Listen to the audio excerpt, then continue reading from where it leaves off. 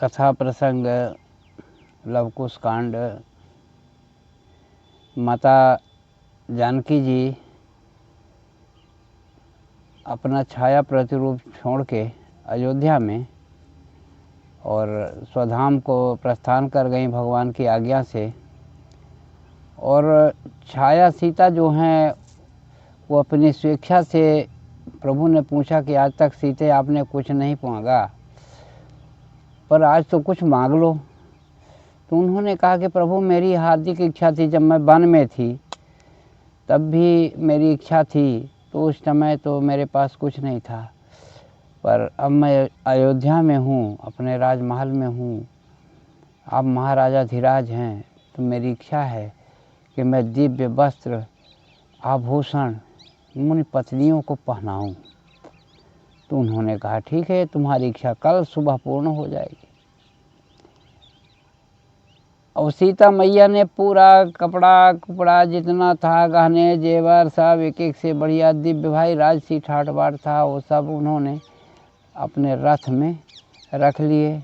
भरत जी को कहा गया तो भरत जी धर्म कर्म से कह के रोग आके किनारे हो गए कि प्रभु ये मुझसे नहीं होगा। शत्रुघ्न जी भी किनारे हो गए।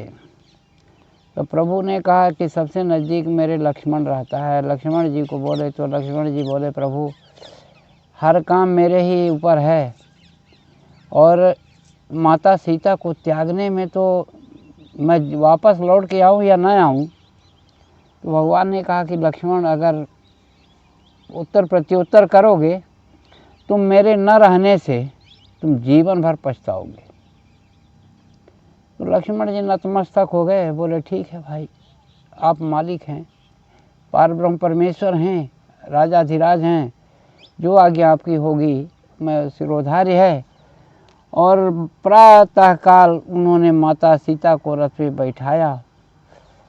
सहर्ष माता जानकी बैठी रथ पर और लक्ष्मण जी रथ हाँकते हुए गंगा मैया के पार लाके कीकर वन, जहाँ पर वाल्मीकि महाराज का आश्रम था, कीकर सेहुड़ा कटीले बमूल इन्हीं का जंगल था, वहाँ माता जानकी को पानी लेने के बहाने कह के छोड़ के और रथ सहित वापस चले गए अयोध्या।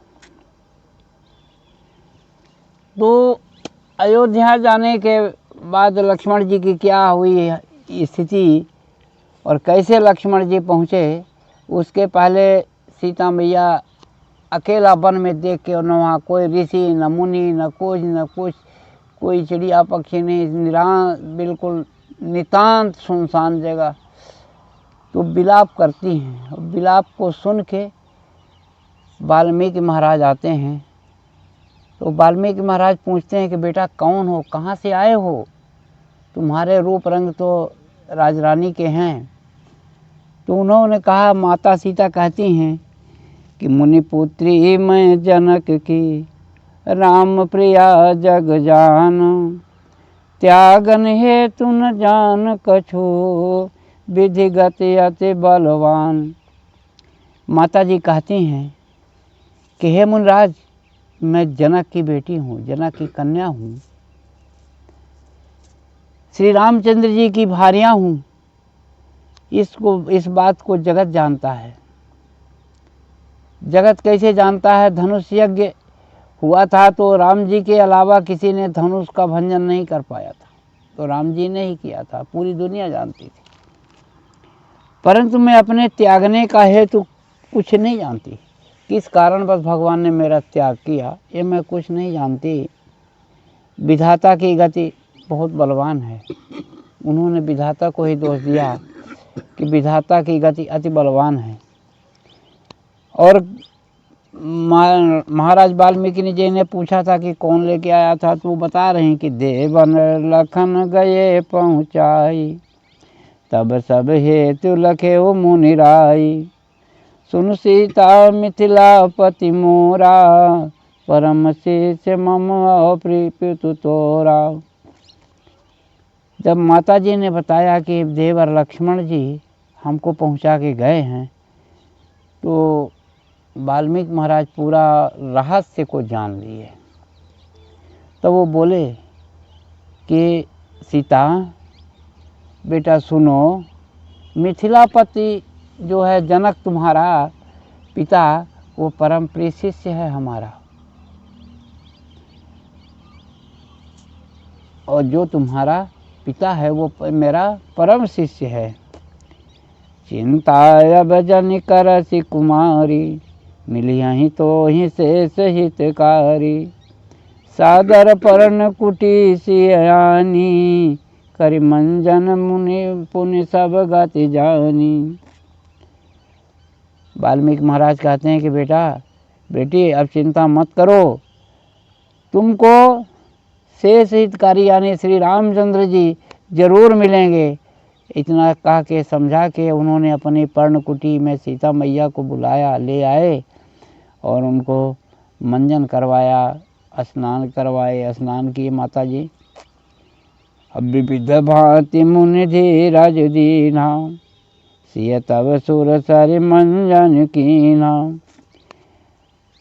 जब अनेकों तरह से वाल्मीकि महाराज ने सीता मैया को आश्वासन दिया, धीरज बंधाया, तो परम तपस्वी मुनि जान के इसलिए कि वनवास के समय में उन्होंने जब वन के लिए प्रस्थान किया था तो मुनि वाल्मीकि जी के आश्रम में भगवान रुके थे। तो उस समय भी वो पहचानती थी, वो जानती थी कि परम तपस्वी हैं।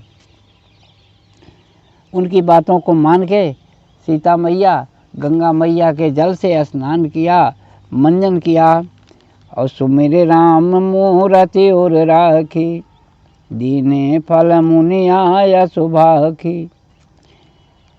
माता जानकी जो हैं भगवान श्री रामचंद्र जी की याद करके उनकी मूर्ति को हृदय में धारण किया और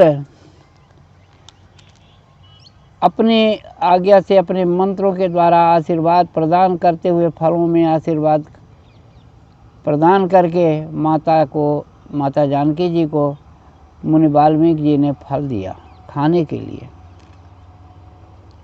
मुनिवर कथा अनेक प्रसंगा, कहीं सुनहि सिय संग विहंगा।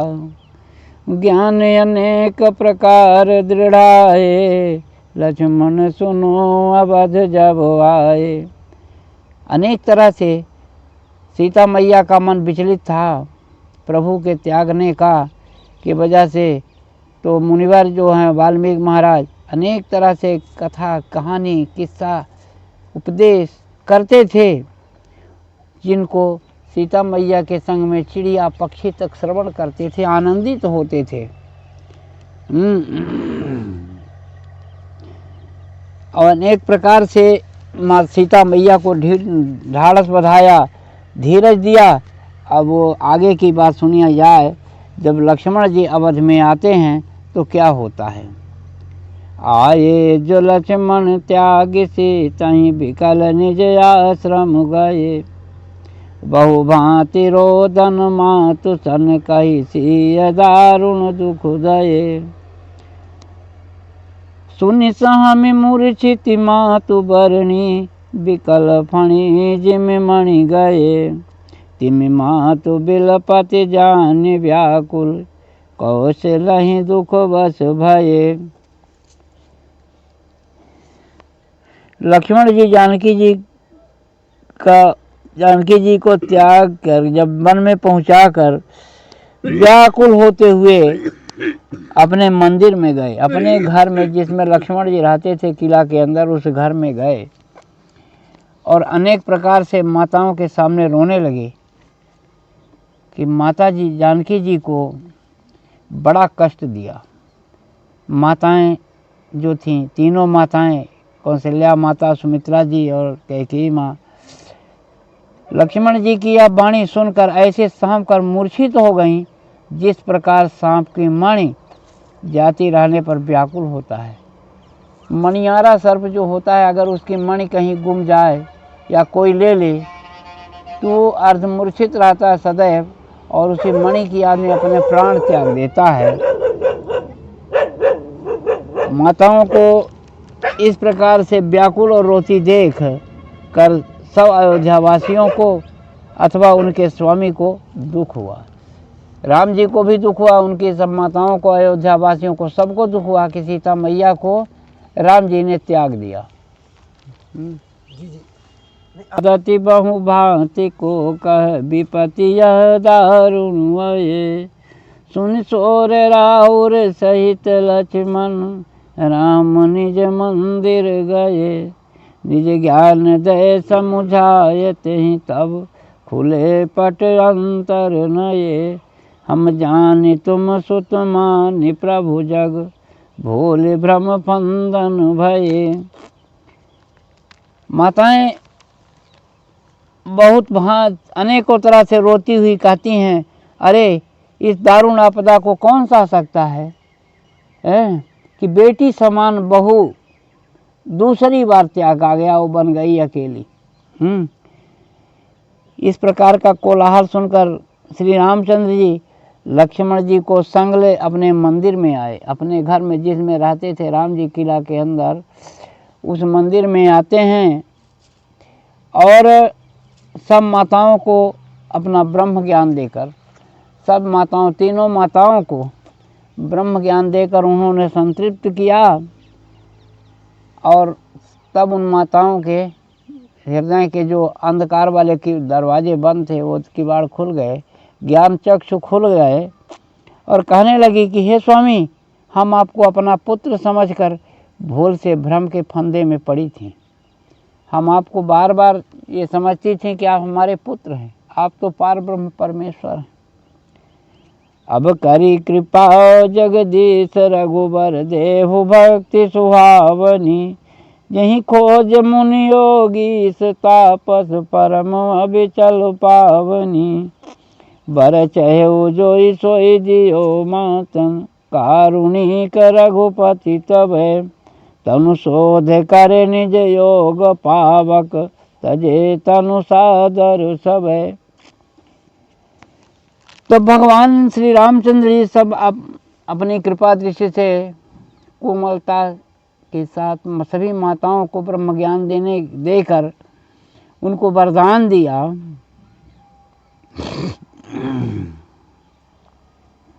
और अपनी परम पवित्र भक्ति प्रदान किए भगवान तीनों माताओं को। जिसको योगी मुनि महात्मा संत जीवन भर तपस्या करके खोजते रहते हैं कि भगवान कैसे मिलें, भगवान के चरण कैसे दर्शन हों, वो उन्होंने माताओं को विधि दी और वो भक्ति दी कि वो सदैव दृष्टिगत रहें, देखते रहें। मतलब माताओं को मन चाहा वर दे करके भगवान श्री रामचंद्र जी शुद्ध अंतःकरण करके, तो जब भगवान ने इस तरह से वरदान दिया माताओं को, तो उनका अंतरात्मा जो है वो पवित्र हो गई। जब अंतरात्मा पवित्र हो गई तो उन्होंने अपने योग क्रिया का, योग बल का सहारा लिया माताओं ने और अपने शरीर को योगाग्नि से भस्म कर दिया। योग अग्नि तनु भस्म कर सकल गई पति धाम, भरत शत्रुघ्न शत्रुसूदन लखन शोक भवन श्री राम। जब तीनों माताएं अपनी योगाग्नि से शरीर को भस्म करके पति लोक को प्रस्थान कर गईं, तो भगवान श्री रामचंद्र जी, भरत जी, शत्रुसूदन, लक्ष्मण जी सब शोक मग्न हो गए। विधिवत किए कर्म श्रुति गाये, प्रभु ते गुरु सादर करवाए, दीन दान पुण्य कोटि प्रकारा, को अस जग जो वर्ण पारा। जब माताएं परम धाम को प्रस्थान कर गईं, योगाग्नि में प्रवेश करके पति लोक को चली गईं अपने, तब भगवान श्री जी रामचंद्र जी चारों भाई सहित परम दुखी हुए और उसके बाद उनके परलोक शांति के लिए विधिवत दान व्रत कर्म जो भी सांसारिक क्रियाकलाप होते हैं वो सब किए और उनके गुरुदेव वशिष्ठ जी ने जो जो भी उनको आदेश दिया वो सब उन सब ने भगवान ने किया। और दीन दान पुण्य कोटि प्रकारा, करोड़ों तरह से भगवान ने विप्रों को दान लेने योग्य जो भी थे उन सबको अनेकों तरह से दान किए, जिसका वर्णन इस दुनिया में कभी किसी ने नहीं किया और न हो सकता है। धेनु बसन मणिहाटक हीरा, हाय रथ गो मुक्तावर चीरा, पुनि परलोक हेतु धन धामा, दीन कीन द्विज पूरण कामा। गाय, वस्त्र, हीरा मोती जवाहरात, घोड़े, हाथी, रथ और अनेक तरह से भगवान ने सबको दान दिए, एक एक से कीमती वस्तुएं दान की। और लोक परलोक का, जिससे उनके अंतरात्मा कभी दुखी न हो, वो परलोक को भी उन्होंने संभाल दिया भगवान ने दान देने के समय में ही। रही न चाह याचकन केरी, रंक धनद पदवी जनुहेरी, वेद पढ़हि द्विज देहि असीसा, चिरजीवों को सलपुर ईसा। भगवान ने जब दान दिया तो किसी भिखारी की या दान लेने वाले की किसी भी तरह से कोई चाह नहीं रही, कोई इच्छा नहीं रह गई, सब तृप्त हो गए बिल्कुल। धनवान जो हैं वो रंक हो गए, रंक की तरह हो गए, और जो रंक थे वो धनी हो गए, यानी सब बराबर हो गए। अब ब्राह्मण जो थे वो वेद पाठ करते थे, ऋग्वेद, सामवेद, यजुर्वेद, अथर्ववेद, ये चारों वेद हैं। इन सब का अनेक तरह के विप्र थे, अयोध्यावासी विप्र, वो पाठ करते थे, वेद पारायण करते थे। भगवान उनको मनचाही दक्षिणा देते थे, वो आशीर्वाद देते थे कि चिरंजीव रहें कौशलपुर के राजा श्री रामचंद्र जी, आप चिरंजीवी हों, चिरंजीव रहें। गृह द्विज याचक सकल सिधाए, अमित प्रकार राम सुख पाए।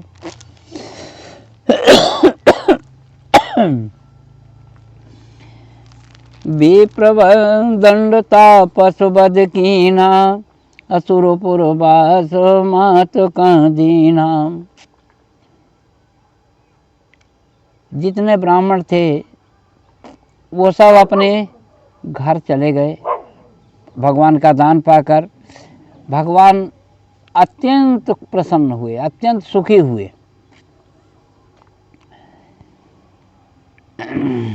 अभी प्रदंड तापसवध कीना, सुरपुर वास मातु का दीना।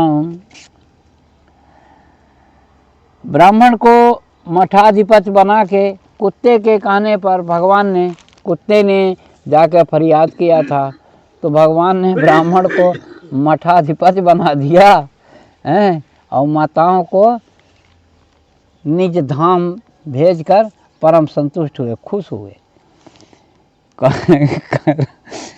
करो अक्षमख एक पुनि, अश्वमेध जग जान, कलुष सकल संताप हर, जगत परम सुखदान।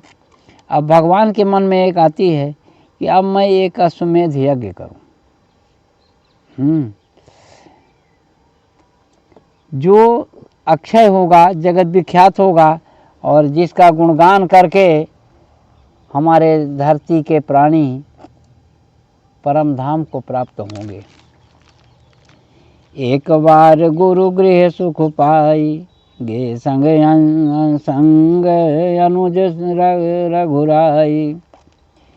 एक हीन दंडवत पद सिर नाई, सादर हरस मिले मुनिराई। एक बार सुखदायक श्री रामचंद्र जी भाई और मंत्रियों के सहित गुरु के घर गए। वशिष्ठ महाराज के घर जाते हैं राम जी। कीन दंडवत पद सिर नाई, सादर हरस मिले मुनिराई। भगवान श्री रामचंद्र जी पारब्रह्म परमेश्वर होते हुए भी गुरु की इतनी महत्ता को समझे और गुरु को सर्वश्रेष्ठ माना कि वो उनके सामने डंडा की तरह, लाठी की तरह लेकर दंडवत करते, प्रणाम करते थे।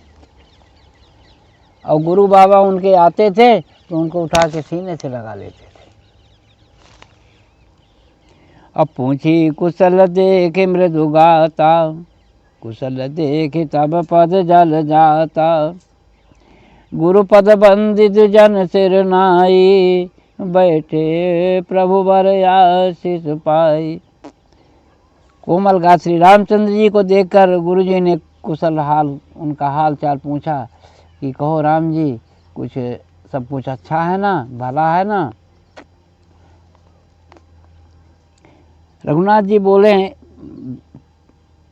आपके चरण कमल देखकर कुशल है। इतनी बड़ी महत्ता गुरु की। और आज के गुरु जो हैं तो अठन्नी चरन्नी में शिष्यों को बेच लेते हैं, खरीद लेते हैं बिल्कुल।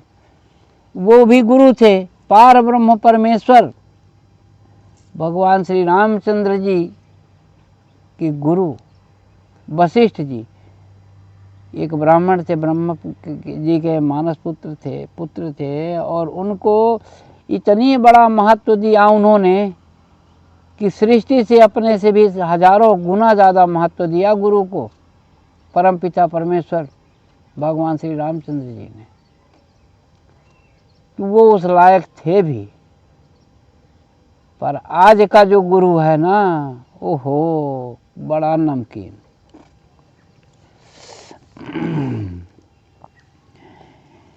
कहत पुराण नवल इतिहासा, सुनत कृपा निधि परम हुलासा।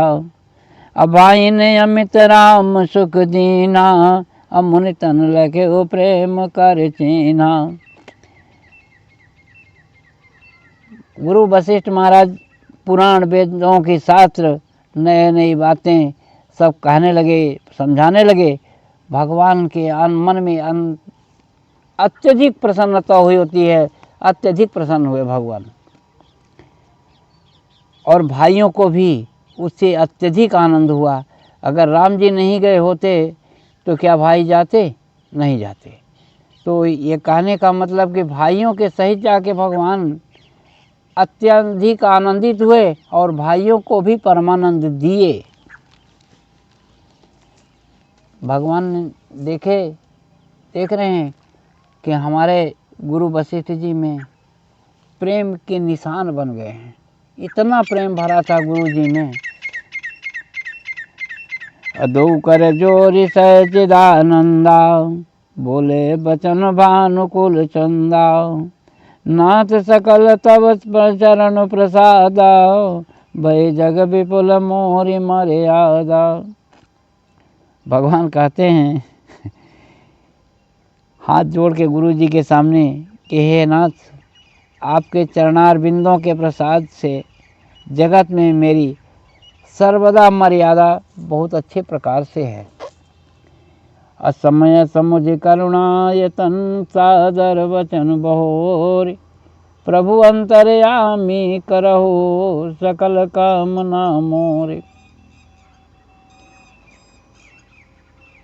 फिर भगवान श्री रामचंद्र जी समय के अनुसार आदर पूर्वक गुरु वशिष्ठ जी से वचन कहते हैं। और अंतर्यामी थे हम बस गुरु वशिष्ठ महाराज, वो भगवान कहते हैं, वो तो जान लिए कि हाँ क्या क्या कहना चाहते हैं, मगर फिर भी राम जी कहते हैं कि गुरु जी मेरी एक और कामना पूर्ण कर दीजिए। तब प्रसाद जप यज्ञ अनेका, किने अमित एक ते का। नाथ सकल पुरजन मन माही, देखा समेध प्रभु चाही। भगवान कहते हैं कि प्रभु, हे गुरुदेव जी, आपके प्रसाद से, आपके आशीर्वाद से हम अनेक यज्ञ किए और सब संपन्न हुए, पर हमारे अयोध्यावासी अब एक अश्वमेध यज्ञ देखना चाहते हैं। और प्रगट भरत नहीं तुम ही सुना वहीं, उर डर राउर मत हो मोहि जनावहीं। जैसे कछुआ यस दीजिए अनाथा, सो सब करऊँ नाय पद माथा। भगवान भी बहुत चतुर हैं। भरत जी का नाम लगा दी कि भरत जी आपके डर के मारे आपसे नहीं कहते, हमसे कहते हैं। तो भगवान आप कृपा करके हैं और एक अश्वमेध यज्ञ करवाएं। अब ये बात सुन के भगवान श्री रामचंद्र जी की निश्चल भाषा, वशिष्ठ महाराज अत्यंत खुश हुए। मुनि पुल के मुनि बचन सप्रीति, कसन कहाहूँ तुम सुंदर नीति। कहते हैं कि हाँ राम जी, काहे तुम इतना सुंदर नीति काहे न कहबे, क्यों नहीं कहेंगे आप। पूजहि विधि अभिलाष तुम्हारा, उठहूँ भरत अब करहूँ सवारा। हे राम जी, आपका अभिलाष पूर्ण होगा। भरत उठो और जाओ, पूरी तैयारी करो। असुनि मुनि बचन भरत रिपु दमनु, हरषि सचिव लक्ष्मण गृह गवनु। विविध प्रकार चरण करि सेवा, चले भरत संग सब महि देवा। वशिष्ठ मुनि के इस तरह के वचन सुन करके भरत, शत्रुघ्न, लक्ष्मण और सुमंत जो सचिव थे, वो सब गृह के अपने घर की तरफ प्रस्थान कर दिए। विविध प्रकार चरण करि सेवा, चले भरत संग सब महि देवा। गुरु के चरणों की विविध प्रकार से सेवा करके और ब्राह्मणों के संग में सब कोई चल दिए घर की तरफ। सेवक पुरजन सचिव सब सादर तुरत बुलाए, हाट बाट पुर द्वार गृह रचहु बितान बनाए। सेवक, पूर्ववासी, मंत्री सबको आदर पूर्वक तुरंत बुलाकर यह आज्ञा दी कि नगर के बाजार, मार्ग, द्वार और घरों को सजाओ और स्थान स्थान पर मंडप बनाओ। चले सकल सेवक सुनिबानी, सुनि राउर हरषि सब रानी। रचे बितान अनेक प्रकारा, देखिय बद निज मन विधिहारा। सेवक जितने भी थे, नौकर चाकर भगवान के, वो इतना खुश हुए और उनकी बातों को सुन करके सभी रानियां अत्यंत हर्षित हो जाती हैं। अब तो तीनें बची थीं। रचे बितान अनेक प्रकारा, देखिय बद निज मन विधिहारा। अनेक तरह से अयोध्या को सजा देते हैं, जिसको देख करके, अवध की सुंदरता को देखकर विधाता का भी मन हार जाता है कि इससे कोई सुंदर चीज़ नहीं हो सकती। लगे समारन रथ गजबाजी, असुनि मखम गगन दुंदुभि बाजी। सुनत सचिव चर तुरत बुलाए, कही जय जीव माथ तिन नाये। पूर्ववासी लोग रथ, हाथी, घोड़े संभालने लगे। यज्ञ का विधान सुनकर आकाश में नगाड़े बजने लगे। फिर मंत्री ने तुरंत दूतों को बुलाया। उन्होंने जय जीव कहकर माथा नवाया।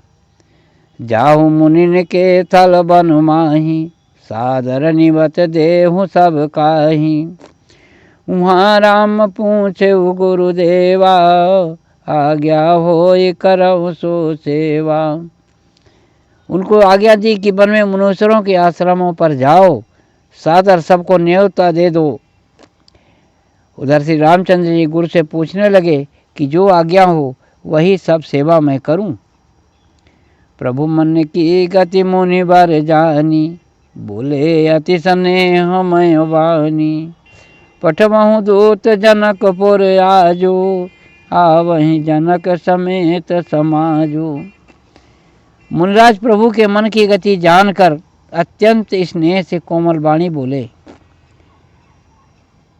कि आज ही जनकपुर को दूत भेज दो तो जनक जी भी समाज सहित यहाँ पर आवें।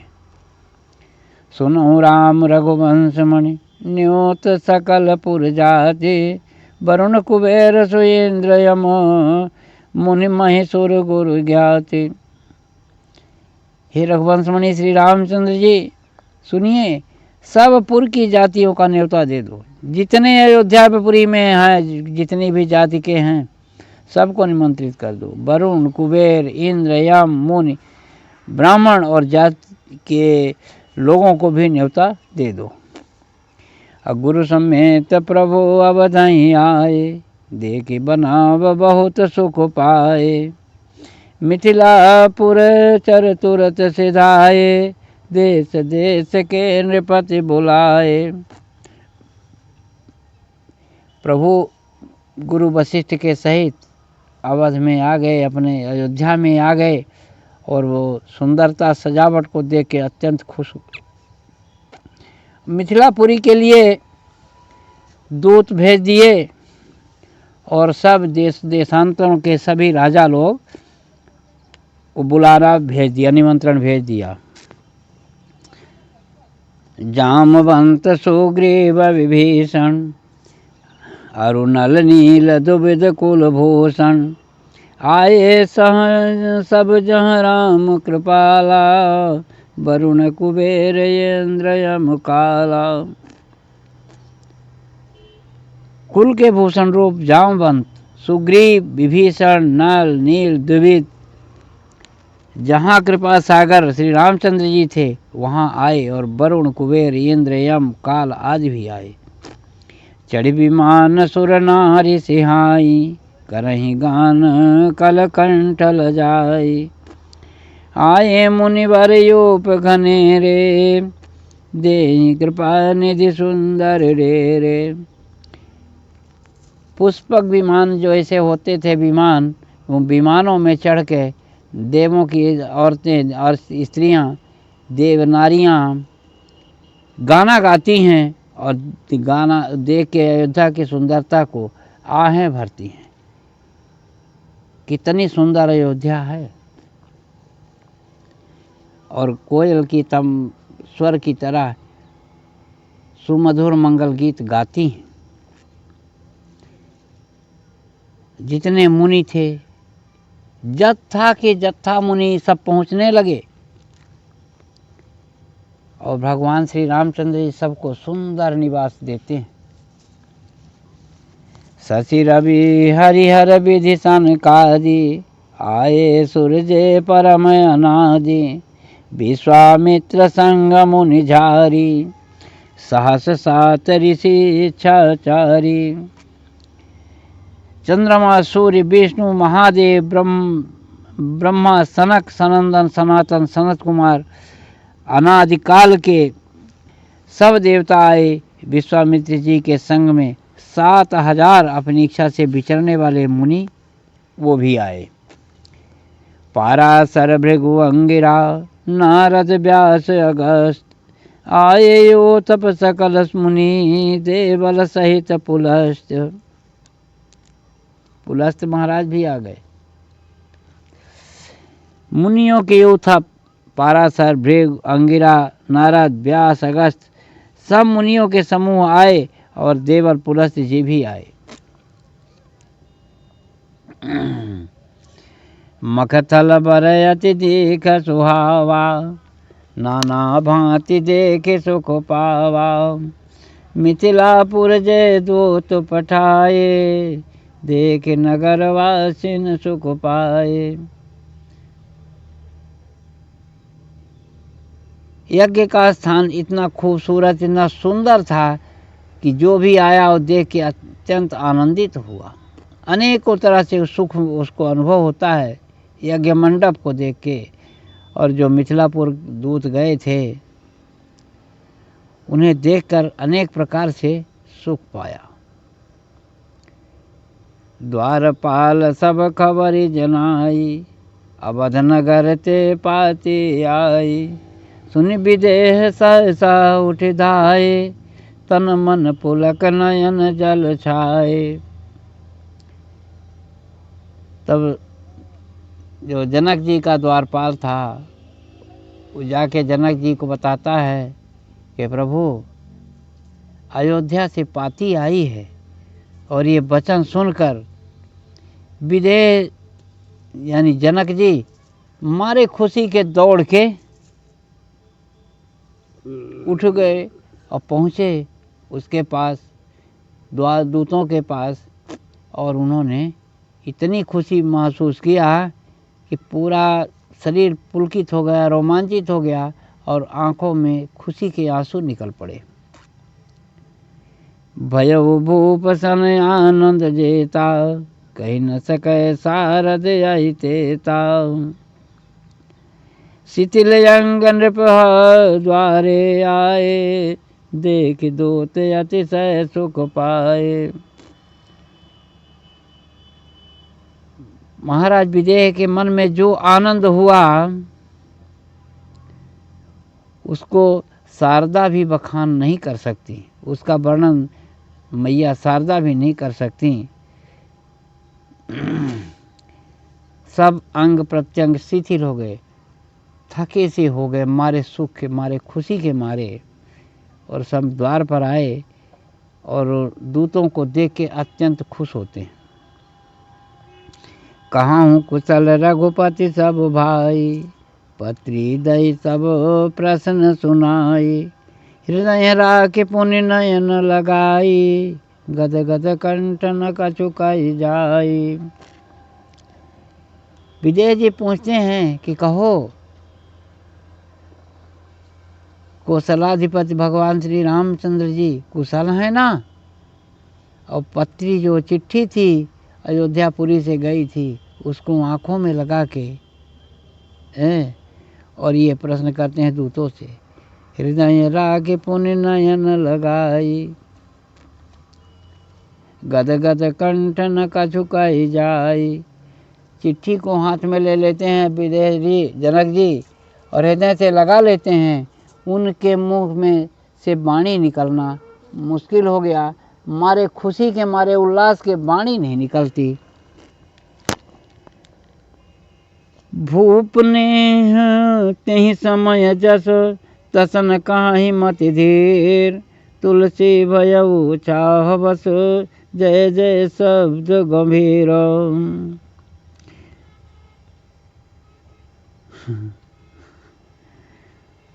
उस समय राजा का जैसा स्नेह था, मति धीर परम बुद्धिमान कवि भी राजा के स्नेह का वर्णन नहीं कर सकता।